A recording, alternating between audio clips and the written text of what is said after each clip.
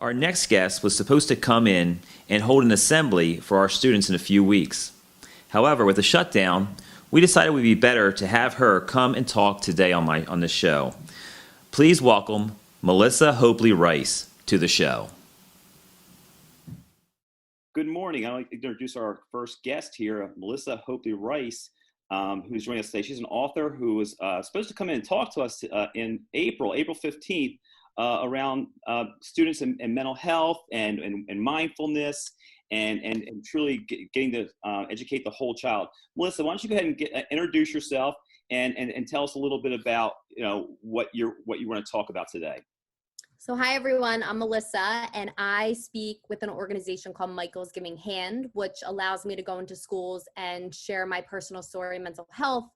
And it's really to reduce the stigma around mental illness and to really shift that social attitude where it is okay to get help. There is help out there and support. So I was coming April 15th to speak in a full school assembly. I'm sad I can't, but we are looking hopefully to do it in May, which is awesome.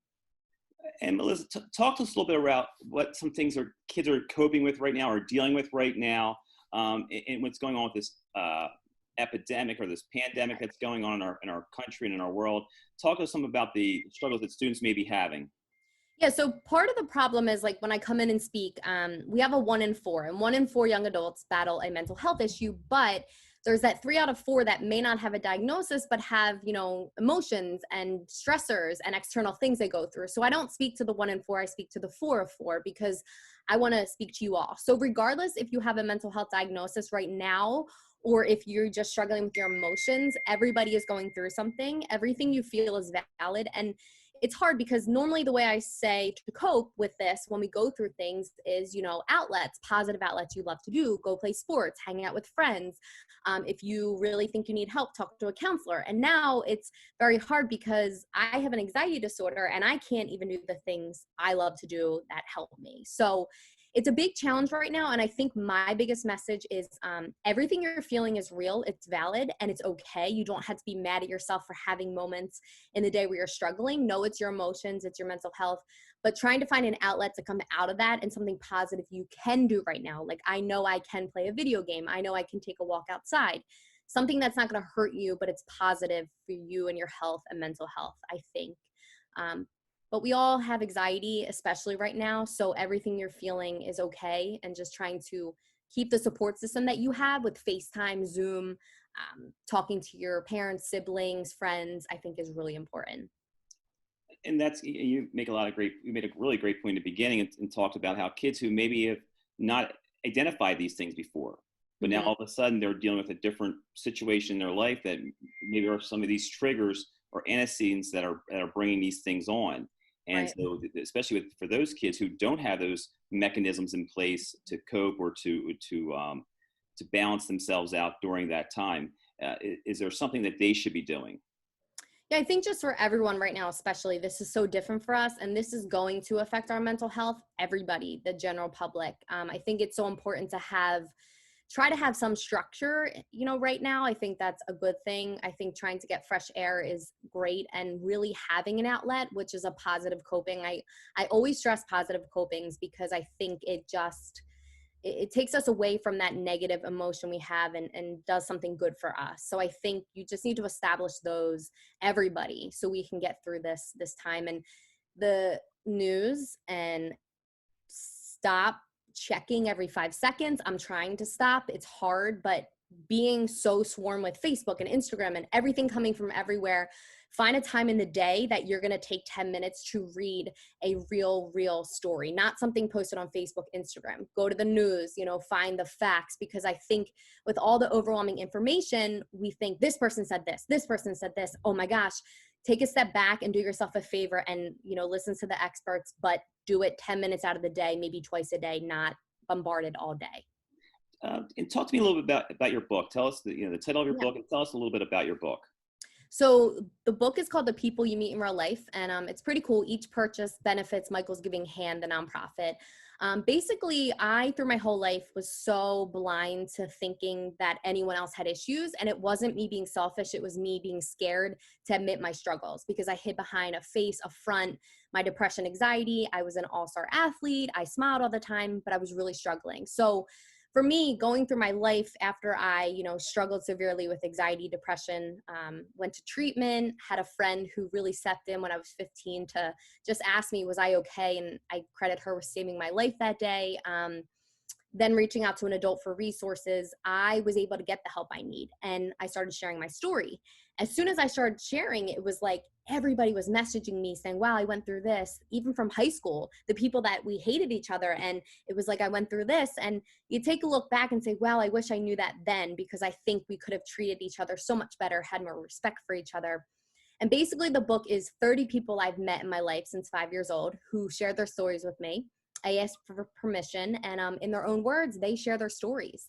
So I asked the question in each chapter, am I alone? Do I matter? And they say, no, you're not alone. You matter. And here's what I went through, and we can get through. Suicide, divorce, anxiety, cancer, just literally girl on my soccer team that I played with in college was really struggling, and we were kind of mad. Didn't know that she had a severe eating disorder that was affecting her heart, and they were not allowing her to play. And we were so mad and judging. And I kind of took a step back and listened to her and said, wow, my whole life I didn't want to be judged, and here I am judging you, and you're such a strong person. And it just opens your eyes to realize that we do have stories, and it's local people that you would never expect. So the person sitting next to you in class, the people you see at the grocery store, it's pretty powerful. It's the irony of it is right before we had this, I want to call it a break, wherever we're in right now, our ninth graders were all trained in QPR. Wow, that's awesome. Was it through Chester County? It was definitely through the Chester County IU that our ninth graders were trained within the QPR. And I think it's going to be, you want to kind of explain what QPR is for people? Yeah, so I was trained a long time ago, but I have worked with some of the people that do it. There's an amazing trainer, Tracy, who does it well from Chester County. And I believe it's question, persuade, refer. And basically it's like a CPR of everyday life a CPR for mental health where, you have somebody who's struggling, how to ask the questions, how to persuade them that it's okay to talk about it. We can get help. I will go with you. I am here to support you and not judge you.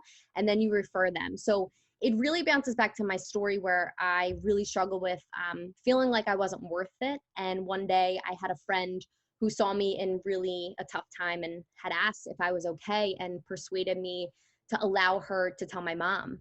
And after that, they both were, to refer me to get help. And I went to UPenn and did a really cool study there with severe OCD and help with my depression. And it's really just I think a basis for mental health in life. And if we have these tools, there's so many people we can support around each other.